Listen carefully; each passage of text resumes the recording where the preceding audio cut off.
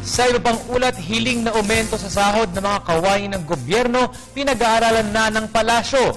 Ang buong ulat mula sa aming kasamang si Fred Monteza.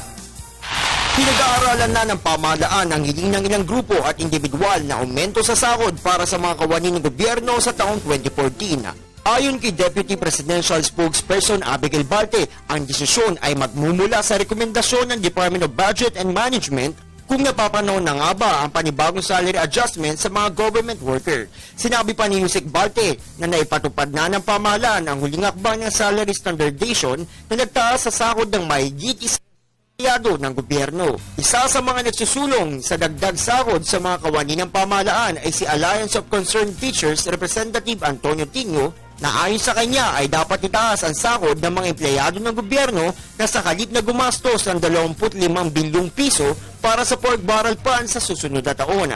Inihayag iyan ng representante matapos aminin noong nakaraang linggo ni Budget Secretary Florencio Abad sa pagdinig ng House Committee on Appropriations para sa proposed 2014 national budget na sa kabila ng patuloy na pag-unlad ng ekonomiya ng bansa, walang maasang aumento sa sahod ang mahigit 1 milyong kawani ng pamahalaan sa susunod na taon.